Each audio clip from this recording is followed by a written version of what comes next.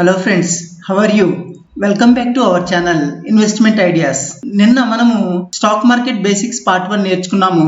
Companies వాటి business expansion కోసము ఎక్కడ రిజిస్టర్ అవుతాయి, అదేవిధంగా ఏవేవి ఎక్స్చేంజెస్ ఉన్నాయి ఇండియాలో, ఆ ఎక్స్చేంజెస్ యొక్క ఇండెక్స్ నేమ్స్ ఏంటి, లైక్ సెన్సెక్స్ అండ్ నిఫ్టీ, ఎన్ని కంపెనీస్ రిజిస్టర్ అయ్యాయి అవి తెలుసుకున్నాము. అదేవిధంగా స్టాక్ మార్కెట్లో వాట్ కైండ్ ఆఫ్ ట్రేడింగ్స్ ఉంటాయి, what kind of people trade చేస్తూ ఉంటారు, ఈ లిస్ట్ అయిన కంపెనీస్లో వాటి యొక్క వెయిటేజెస్ ఏంటి, బిఎస్సిలో కానీ ఎన్ఎస్సిలో కానీ తెలుసుకున్నాము. ఈ రోజు వీడియోలో స్టాక్ మార్కెట్లో ఏ ఏ సెక్టర్స్ ఉన్నాయి, స్టాక్ మార్కెట్లో మనం చేయాల్సిన పనులేంటి, చేయకూడని పనులేంటి, అదేవిధంగా నా ఎక్స్పీరియన్స్ ఏంటి ఈ రోజు నేను షేర్ చేసుకుంటాను. స్టాక్ మార్కెట్లో మనకి చాలా సెక్టార్స్ ఉన్నాయి. ఆల్మోస్ట్ 7,000 కంపెనీస్ రిజిస్టర్ అయ్యాయి కాబట్టి ఆ కంపెనీస్ అన్ని కూడా ఏదో ఒక సెక్టార్ కి చెంది ఉంటుంది. సో ఇక్కడ మనకి లిస్ట్ ఆఫ్ సెక్టార్ చూసినట్లయితే ఆటో సెక్టార్ ఉంది, అదేవిధంగా బ్యాంక్ సెక్టార్ ఉంది, కన్జ్యూమర్ డ్యూరబుల్ సెక్టార్ ఉంది, ఫైనాన్షియల్ సెక్టార్, ఎఫ్ఎంజీసీ సెక్టార్, ఈ విధంగా మనకి కొన్ని రకాల సెక్టార్స్ అనేవి స్టాక్ మార్కెట్లో ఉంటాయి. ఫర్ ఎగ్జాంపుల్ మీరు ఆటో సెక్టార్ తీసుకున్నట్లయితే లైక్ టాటా మోటార్స్ కానీ, ఐసర్ మోటార్స్ కానీ, ఇలాంటివన్నీ కూడా ఈ ఆటో సెక్టర్ కిందకు వస్తాయి. అదేవిధంగా బ్యాంకింగ్ సెక్టర్ తీసుకున్నట్లయితే దీంట్లో ఆల్ బ్యాంక్స్ అంటే లైక్ ప్రైవేట్ బ్యాంక్స్ కానీ, పబ్లిక్ సెక్టర్ బ్యాంక్స్ కానీ, like HDFC bank, ICICI bank, ఇలాంటి బ్యాంక్స్ అన్ని కూడా ఈ బ్యాంకింగ్ సెక్టర్ కిందకు వస్తాయి. అదేవిధంగా ఫైనాన్షియల్ సెక్టర్ తీసుకున్నారనుకోండి, బజాజ్ ఫైనాన్స్ కానీ, రిలయన్స్ క్యాపిటల్ కానీ, ఇలాంటివన్నీ కూడా మనకి ఈ సెక్టర్స్ కిందకు వస్తాయి. అదేవిధంగా ఎఫ్ఎంసీజీ అంటే మనం డైలీ వాడే ప్రొడక్ట్స్ అన్ని కూడా ఎఫ్ఎంసీజీ కింద, లైక్ డిమార్ట్, ఇలాంటి షేర్స్ అన్ని కూడా ఎఫ్ఎంసీజీ కిందకి వస్తుంటాయి. సో ఈ విధంగా ఇంకా ఐటీ సెక్టర్ కూడా ఉంది, లైక్ ఇన్ఫోసిస్, టీసీఎస్, ఇలాంటి కంపెనీస్ అన్ని కూడా ఈ సెక్టర్స్ కిందకి వస్తాయి. అంటే స్టాక్ మార్కెట్లో లిస్ట్ అయిన ఆల్ 7,000 కంపెనీస్ డెఫినెట్ గా ఈ సెక్టార్స్ లో పార్ట్ అయి ఉంటాయి. ఇక్కడ ఇంకొన్ని సెక్టార్స్ నేను ఇచ్చాను, like oil and gas, like Reliance అనేది ఆయిల్ అండ్ గ్యాస్, అదేవిధంగా pharma sector, like all medical things like Aurobindo pharma కానీ, లైక్ లుపిన్ కానీ, సన్ ఫార్మా కానీ, అలాంటి కంపెనీస్ అన్ని కూడా ఈ ఫార్మా కంపెనీస్ కిందకి వస్తుంటాయి. PSC banks like Karnataka bank అయినా, సౌత్ ఇండియన్ బ్యాంక్ అయినా, దేనా బ్యాంక్ అయినా, ఇలాంటి బ్యాంక్స్ అన్ని కూడా పిఎస్సి బ్యాంక్స్ కిందకి వస్తూ ఉంటాయి. రిమైనింగ్ బ్యాంక్స్ అన్ని కూడా ప్రైవేట్ బ్యాంక్స్ అలా ఉంటాయి. అదేవిధంగా రియాలిటీ సెక్టర్ అంటే రియల్ ఎస్టేట్ సంబంధించిన సెక్టర్స్ అనేవి ఉంటాయి. స్టాక్ మార్కెట్ లో మనము ఏ విధంగా బిహేవ్ చేయాలనేది ఇక్కడ నేను డూస్ కింద ఇచ్చాను. అంటే first point, our own money for any kind of trading. So మీరు ఏ ట్రేడింగ్ అయినా చేయండి, ఎయిదర్ ఇంట్రాడే కానీ, లేదా షార్ట్ టర్మ్ ట్రేడింగ్ అయినా సరే, లాంగ్ టర్మ్ ట్రేడింగ్ అయినా సరే, కంపల్సరీగా మన దగ్గర ఎంతైతే మనీ ఉంటుందో ఆ మన ఓన్ మనీతోనే మనము ట్రేడింగ్ అనేది చేయాలి. మనకి అమౌంట్ వస్తుంది కదా అని చెప్పేసి 1-2 రోజులు మనం ప్రాఫిట్ చూసిన తర్వాత ఆటోమేటిక్గా మనం టెంప్ట్ అవుతూ ఉంటాము, ఎక్కువ మనీ వస్తుందని చెప్పేసి. సో మనం ఇంకా బారో చేసి ఇంకా ఇన్వెస్ట్ చేస్తూ ఉంటాము. మన ఓన్ మనీతోనే ఏ ట్రేడ్ చేసినా సరే మన ఓన్ మనీతోనే మనము ట్రేడ్ చేయాలి. అది rule number 1. Next rule number 2 అనేది ప్రొటెక్ట్ యువర్ క్యాపిటల్. సో అంటే మనం ఏదైతే స్టాక్ మార్కెట్ లో మనం ఇన్వెస్ట్ చేస్తున్నామో ఆ క్యాపిటల్ మనం కంపల్సరీగా ప్రొటెక్ట్ చేయాలి. మనము స్టాక్ మార్కెట్ లో మనీ సంపాదించకపోయినా పర్వాలేదు, కానీ కంపల్సరీ మనం పెట్టే అమౌంట్ ని మనం ప్రొటెక్ట్ చేసుకోవాలి. అందువల్ల మనం ఏం చేయాలంటే లార్జ్ క్యాప్ కంపెనీస్ లోని మనం ఈవెన్ దో మనకి రేట్ ఆఫ్ రిటర్న్ కొంచెం యావరేజ్ గా 15% ఉన్నప్పటికీ కూడా మనము లార్జ్ క్యాప్ కంపెనీస్ లో మనం ఇన్వెస్ట్ చేయడానికి ట్రై చేయాలి. So that we can protect our capital. Next diversify sector wise. అంటే ఏంటంటే ఇప్పుడు పైన చెప్పిన ప్రీవియస్ స్లైడ్ లో చెప్పినట్లుగా మనము ఏ ఏ కంపెనీస్ సెలెక్ట్ చేసుకోవాలంటే డిఫరెంట్ సెక్టర్స్ ని మనం డైవర్సిఫై చేసుకొని మనము కంపెనీస్ ని సెలెక్ట్ చేసుకొని ఒక పోర్ట్ఫోలియో క్రియేట్ చేసుకొని ఆ పోర్ట్ఫోలియో ప్రకారం మనం ఇన్వెస్ట్ చేయడం అనేది మంచి పద్ధతి. సో ఎందుకంటే ఒక్కొక్క సమయంలో ఒక్కొక్క సెక్టర్ అనేది బాగా పెర్ఫామ్ చేస్తూ ఉంటుంది. ఫర్ ఎగ్జాంపుల్ ఇంతకుముందు తీసుకున్నట్లయితే ఐటీ సెక్టర్ జనరల్ గా బాగా పెర్ఫామ్ చేసింది లాస్ట్ 15 years నుంచి. ఇప్పుడు ఈ కరోనా టైంలో మనకి ఫార్మా సెక్టర్ బాగా పెర్ఫామ్ చేస్తూ ఉంది. ఆ విధంగా మనకి డిఫరెంట్ సెక్టార్స్ డిఫరెంట్ సిచ్యువేషన్స్ లో పెర్ఫామ్ చేస్తూ ఉంటాయి. అందువల్ల మనం పోర్ట్ఫోలియోని డిజైన్ చేసుకున్నప్పుడు డిఫరెంట్ సెక్టార్స్ నుంచి మనం కంపెనీస్ ని సెలెక్ట్ చేసుకొని ఆ పోర్ట్ఫోలియో ప్రకారం మనం ఇన్వెస్ట్ చేయడం అనేది మంచిది. Next, invest for long term. So stock market లో మనం ఏం చేస్తామంటే ఈ రోజు ఇన్వెస్ట్ చేసేసి మనం నెక్స్ట్ డేకి అది చాలా మనీ గ్రో అయిందా లేదా అనేది, ఎందుకంటే ఒకప్పుడు ఎక్కడో స్టాక్ మార్కెట్ అనేది ముంబైలో అలా ఉండేది. సో మనము పేపర్లో ఎప్పుడో మన ఏ షేర్ వాల్యూ ఎంత అనేది న్యూస్ పేపర్లో వచ్చేది. బట్ ఈ రోజు అలా కాదు. ఈ రోజు టెక్నాలజీ వల్ల మనకి ఎప్పుడు కావాలంటే అప్పుడు మనం చెక్ చేసుకోవచ్చు. మన టెర్మినల్ దగ్గర కూర్చొని మన ల్యాప్టాప్ లో మనం చెక్ చేసుకోవచ్చు. ఇలాంటి ఫ్లెక్సిబిలిటీ ఉండడం వల్ల మనం ఏం చేస్తున్నామంటే ఊరిక అమౌంట్ ని చూసుకోవడము, సో దాన్ని మనం ఏం చేస్తుంటామంటే కొద్ది ప్రాఫిట్ కనిపించగానే ఎగ్జిట్ అవ్వాలను, లేదా ఒకవేళ తగ్గిందని చెప్పేసి వెంటనే దాన్ని సెల్ చేయాలను, అలా మనము ఏదో రకంగా బిహేవ్ చేస్తూ ఉంటాం. సో మన స్టాక్ మార్కెట్ లోకి ఎంటర్ అయ్యేటప్పుడు ఒక లాంగ్ టర్మ్ వ్యూతో మన ఫైనాన్షియల్ గోల్స్ తగ్గట్టుగా ఇన్వెస్ట్ చేసుకోవడానికి ప్లాన్ చేయాలి. Next point, prefer to mutual fund.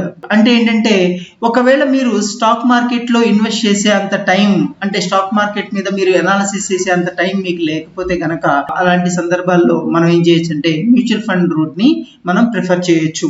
కాకపోతే ఏంటంటే మ్యూచువల్ ఫండ్ రూట్ లో మనకి కొంత బ్రోకరేజెస్ అని, ఎక్స్పెన్స్ రేషియో అని ఇలాంటివి పడుతూ ఉంటాయి. కాకపోతే మన టైం లేని సందర్భంలో మ్యూచువల్ ఫండ్ లో మనం ఇన్వెస్ట్ చేసుకుంటే మన అమౌంట్ గ్రో అవుతూ ఉంటుంది.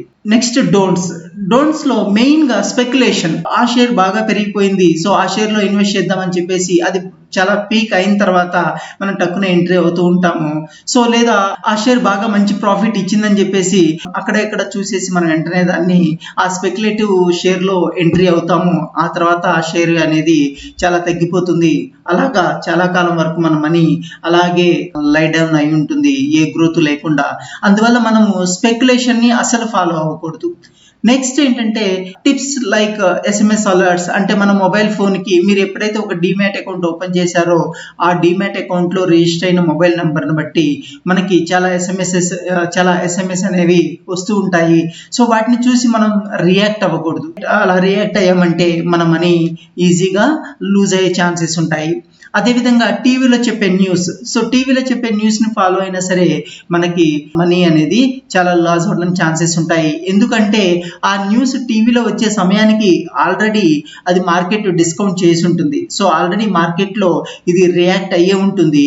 సో అప్పటికి ఆ షేర్ వాల్యూ అనేది పెరగడం కానీ లేదా తగ్గడం కానీ ముందే జరిగిపోయి ఉంటుంది. సో మనం టీవీలో న్యూస్ చూసి రియాక్ట్ అయినప్పుడు ఏమవుతుందంటే అప్పటికి ఇది డిస్కౌంట్ అయి ఉంటుంది కాబట్టి సో మనము లేట్ ఎంట్రీ అవుతాము. దానివల్ల మనకి మనీ అనేది లూజ్ అయ్యే ఛాన్సెస్ ఉంటాయి, లేదా మన మనీ స్ట్రక్ అయ్యే ఛాన్సెస్ ఉంటుంది. Next, handing over your account to others. అంటే ఏంటంటే చాలా మంది మనకి కాల్స్ చేసేసి మీరు ఇంత అమౌంట్ ఇవ్వండి, మేము మీకు ట్రేడ్ చేసి పెడతాము. సో వాళ్ళు ఏం చేస్తారంటే మనకి 1 or 2 days అలా మనం ట్రేడ్ చేస్తారు. సో కొంచెం ప్రాఫిట్ చూపిస్తారు, ఆ తర్వాత మన అమౌంట్ అనేది లూజ్ అవుతూ ఉంటుంది. ఎలా అంటే వాళ్ళు ఏదైనా ట్రేడింగ్ చేసినప్పుడు వాళ్ళ ఓన్ మనీ కాకుండా మన మనీతో వాళ్ళు ప్రాక్టీస్ చేస్తున్నారని మనం గుర్తించాలి. సో వాళ్ళు ఏం చేస్తారంటే మన మనీతో ప్రాక్టీస్ చేసేసి ఆ తర్వాత మన మనీని సో వస్తే వచ్చినట్లు పోతే పోయినట్లు సో మాక్సిమం పోవడానికి ఛాన్సెస్ ఎక్కువ ఉంటాయి. So most of the intraday trading చేసే వాళ్ళంతా కూడా ఈ విధంగా మనల్ని కాల్ చేసి ట్రాప్ చేసి మన ట్రేడింగ్ అకౌంట్ తో వాళ్ళు ప్రాక్టీస్ చేసేసి మన మనీని జీరో చేయడానికి చాలా ఛాన్సెస్ ఎక్కువ ఉంటాయి. అందువల్ల మనం మన అకౌంట్ ని ఎవరికి హ్యాండ్ ఓవర్ చేయకూడదు. మనం ఓన్ గా నేర్చుకొని మనం ట్రేడింగ్ చేయడం అనేది మంచిది. సో ఎయిదర్ షార్ట్ టర్మ్ అయినా సరే లేదా లాంగ్ టర్మ్ అయినా సరే, వాట్ కైండ్ ఆఫ్ ట్రేడింగ్ అనేది అయినా సరే, ఈవెన్ ఇంట్రాడే ట్రేడింగ్ అయినా సరే, ఏ ట్రేడింగ్ చేసినా సరే మనం కంపల్సరీ మనం సబ్జెక్ట్ ని నేర్చుకొని మనం ఓన్ గా ట్రేడ్ చేయడం అనేది మంచిది. నెక్స్ట్, స్టాక్ మార్కెట్ గ్రోత్ ని. సో స్టాక్ మార్కెట్ గ్రోత్ మనం ఎలా ఎక్స్పెక్ట్ చేయొచ్చు అంటే సో ఇక్కడ జీడిపి ఉంటుంది. మన ఇండియన్ జీడిపి ఎవ్రీ క్వార్టర్ లో మనకి దాని యొక్క జీడిపి డిక్లేర్ చేస్తూ ఉంటారు. జీడిపి అంటే ఏంటంటే గూడ్స్ డొమెస్టిక్ ప్రొడక్ట్. అంటే ఏంటంటే మన ఇండియాలో తయారైన ప్రొడక్ట్స్ ని మన ఇండియా దాటి వేరే కంట్రీస్ కి మనం ఎక్స్పోర్ట్ చేస్తుంటామే. సో అంటే బోర్డర్ లో జరిగే ట్రేడింగ్ ని, సో ఆ ట్రేడింగ్ మీద మనకు వచ్చే ప్రాఫిట్ ని ఎవ్రీ క్వార్టర్ దాన్ని జీడిపిగా డిక్లేర్ చేస్తూ ఉంటారు. సో ఆల్మోస్ట్ మన ఇండియా జీడిపి అనేది 7 to 8% అనేది ఉంటుంది. అదేవిధంగా ఇన్ఫ్లేషన్ అది కూడా 6 to 7% ఉంటుంది. అంటే ఓవరాల్ గా మనకి ఫర్ ఎగ్జాంపుల్ జీడిపి ఒక 8% అనుకుంటే ఇన్ఫ్లేషన్ ఒక 7% అనుకుంటే సో టోటల్ గా 15%. అంటే so stock market on average గా ఒక 15% అనేది గ్రోత్ అవుతూ ఉంటే అప్పుడు అది ఆ స్టాక్ మార్కెట్ అనేది ఒక హెల్దీ గ్రోయింగ్ అని మనం చెప్పొచ్చు. లేక అంతకన్నా అది డౌన్ అయినా సరే లేదు అంతకన్నా ఎక్కువ వెళ్తున్నా సరే సో మాక్సిమం స్పెక్యులేషన్ మీద రన్ అవుతున్నట్టు మనం గుర్తించాలి. స్టాక్ మార్కెట్ అనేది 15% అలా ఆన్ యావరేజ్ గ్రోత్ వెళ్తూ ఉన్నప్పుడు మనం హెల్దీ గ్రోత్ గా మనం ఇండికేట్ చేసుకోవాలి లేదా స్పెక్యులేషన్ గా మనం ఇండికేట్ చేయాలి. సో బేసికల్ గా నేను చెప్పేది ఏంటంటే స్టాక్ మార్కెట్ గ్రోత్ అనేది on average so GDP plus inflation ఆ ఇయర్ కి తగ్గట్టుగా జీడిపి ప్లస్ ఇన్ఫ్లేషన్ ఎంతైతే ఉందో అంత గ్రోత్ తో వెళ్తుంటేనే స్టాక్ మార్కెట్ గ్రోత్ అనేది ప్రాపర్ గా నడుస్తున్నట్లు లెక్క. Otherwise we should consider as a speculation. అలాంటి సందర్భంలో మనం జనరల్ గా స్పెక్యులేషన్ చూసి జనరల్ గా రిటైల్ ఇన్వెస్టర్స్ అంతా కూడా ఇన్వెస్ట్ చేస్తూ ఉంటారు. అలాంటి సందర్భంలో మనం ఏం చేస్తామంటే బుక్ అయిపోతాము. మన మనీ అలాగే గ్రో అవ్వకుండా లై డౌన్ అయి ఉంటుంది. నెక్స్ట్ ఈ ఫ్యాక్టర్స్ టు బి సక్సెస్ఫుల్. ఈ స్టాక్ మార్కెట్ లో మనం సక్సెస్ఫుల్ అవ్వాలి అంటే సో మెయిన్ గా మనకి 4 ఫ్యాక్టర్స్ ఉండాలి. ఒకటి డిసిప్లిన్, నెక్స్ట్ పేషెన్స్, అదేవిధంగా ఎమోషన్స్, నెక్స్ట్ మనీ మేనేజ్మెంట్. అంటే డిసిప్లిన్ అంటే ఏంటంటే సో మనం స్టాక్ మార్కెట్ లోకి ఎంట్రీ అయ్యేటప్పుడు we should define certain set of rules. అంటే మనం ఎంత మనీ ఇన్వెస్ట్ చేయాలనుకుంటున్నామో అంతే మనీతో అదేవిధంగా మనం ఏ కైండ్ ఆఫ్ ట్రేడింగ్ మనం చేయాలనుకుంటున్నామో ఏదర్ షార్ట్ టర్మ్ ట్రేడింగా లేదా ఇంట్రాడే ట్రేడింగా లేదా ఆప్షన్సా ఫ్యూచర్సా అదేవిధంగా నెక్స్ట్ లాంగ్ టర్మ్ ట్రేడింగా మనం ఏ కైండ్ ఆఫ్ ట్రేడింగ్ చేయాలనుకుంటున్నాము, ఏ పర్పస్ తో మనం స్టాక్ మార్కెట్ లోకి ఎంటర్ అవుతున్నాము, మన ఫైనాన్షియల్ గోల్స్ ఏంటి, ఆ గోల్స్ తగ్గట్టుగా మనము ప్లాన్ చేస్తున్నామా లేదా. సో అదేవిధంగా irrespective of any kind of circumstances అంటే స్టాక్ మార్కెట్ చాలా గ్రో అవుతున్నా సరే స్పెక్యులేషన్ లో మనం రియాక్ట్ అవ్వకూడదు. అదేవిధంగా మార్కెట్ బాగా డౌన్ అయినా సరే మనం భయపడిపోయి దాన్ని మనం ఎగ్జిట్ అవ్వకూడదు. సో చాలా జాగ్రత్తగా మనం ఏం చేయాలంటే we should define some set of rules before entering in to stock market. So we should stick to our rules until we achieve hour goals. So అది మెయిన్ గా మనం డిసిప్లిన్ లో మనం పాటించాలి. అదేవిధంగా బ్రాడ్ ట్రేడింగ్ ప్లాన్ కూడా మనకు ఉండాలి. ఏ కైండ్ ఆఫ్ ట్రేడింగ్ మనం చేయాలనుకుంటున్నాం అనేది ముందే మనం డిసైడ్ అవ్వాలి. సో డిసిప్లిన్ లో మెయిన్ గా stick to our set of rules number 1. అదేవిధంగా ఏ కైండ్ ఆఫ్ సర్కమ్స్టెన్స్ అయినా సరే మనం వాటిని ఎగ్జిట్ అవటం కానీ ఎంట్రీ అవటం కానీ చేయకూడదు. సో ఒక స్టాండర్డ్ వేలో మనం ఫాలో అవ్వాలి. అదేవిధంగా బ్రాడ్ ట్రేడింగ్ ప్లాన్ తో మనం ఉండాలి. So what kind of trading మనం చేయాలనేది కూడా మనం ముందే డిసైడ్ చేసుకోవాలి. Next patience. స్టాక్ మార్కెట్ లో పేషెన్స్ అనేది చాలా ఇంపార్టెంట్. సో ఒక్కొక్కసారి మనం కొన్న షేర్ వాల్యూ అనేది చాలా రోజుల వరకు అది అలాగే గ్రోత్ లేకుండా ఉండొచ్చు, తర్వాత సడన్ గా అది భూమి ఇవ్వచ్చు. సో అందువల్ల మనం ఏంటంటే చాలా పేషెన్స్ తో ఉండాలి. అది ఈ రోజు కొన్నాము రేపొద్దున అది పెరగాలి అని అలా ఉండకూడదు. అరే నేను ఫిక్స్డ్ డిపాజిట్ లో పెడితే ఎగ్జాంపుల్ 1 year కి నేను ఏదైనా అమౌంట్ ఫిక్స్డ్ డిపాజిట్ లో పెడితే నాకు 5% అన్న వచ్చిండేది, అనవసరంగా నేను స్టాక్ మార్కెట్ లోకి ఎంటర్ అయ్యాను, అది ఈ రోజు నేను పెట్టిన దానికన్నా కూడా తక్కువ ఉంది అని అలాంటి ఫీలింగ్స్ అనేది వస్తూ ఉంటాయి. సో మనకి పేషెన్స్ అనేది చాలా ఇంపార్టెంట్ స్టాక్ మార్కెట్ లో. నెక్స్ట్ ఎమోషన్స్ ఏంటంటే మనము ఈ స్టాక్ మార్కెట్ లో బేసికల్ గా ఫేర్ అండ్ గ్రీడ్ అనేది బాగా రన్ అవుతూ ఉంటుంది. సో స్టాక్ మార్కెట్ డౌన్ అవుతున్నప్పుడు అది డౌన్ అవుతుందని చెప్పేసి వెంటనే మనం ఎగ్జిట్ అవుతూ ఉంటాము అలా భయపడిపోయి. అదేవిధంగా స్టాక్ మార్కెట్ పెరుగుతుందని చెప్పేసి మనం టక్కున ఎంటర్ అవుతూ ఉంటాము ఏమీ తెలుసుకోకుండా. సో ఫేర్ అండ్ గ్రీడ్ రెండు మంచివి కాదు.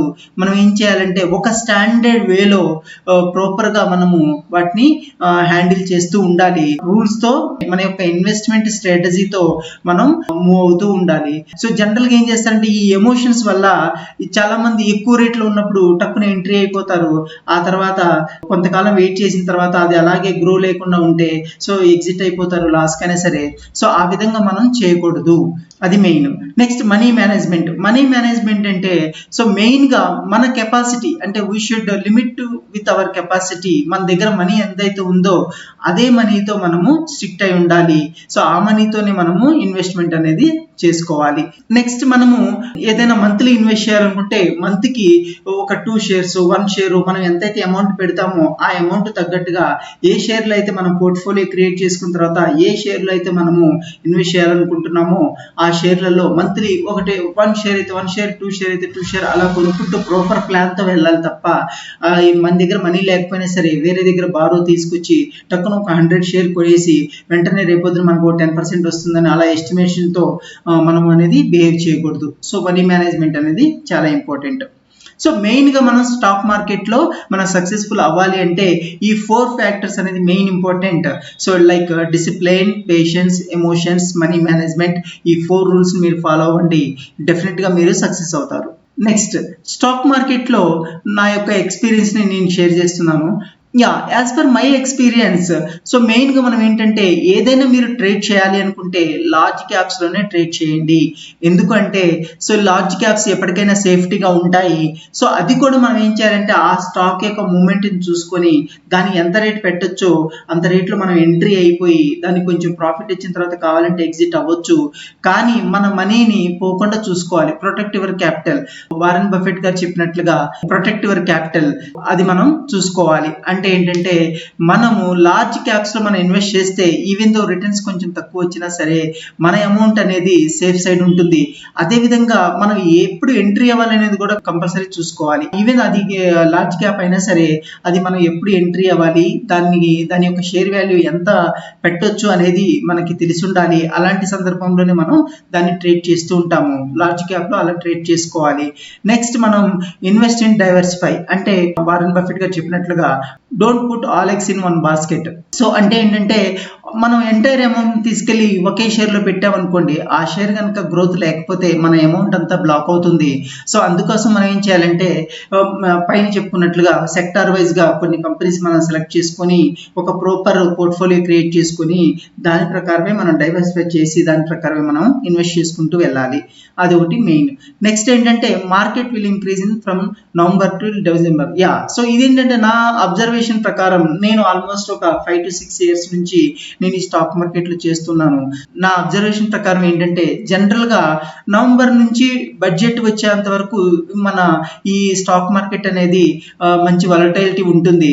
బాగా పెరగడము తగ్గడము మంచి వలటైలిటీ ఉంటుంది. బడ్జెట్ తర్వాత నుంచి మళ్ళీ దివాళీ వరకు కొంచెం నార్మల్ మూవ్మెంట్ అనేది ఉంటుంది.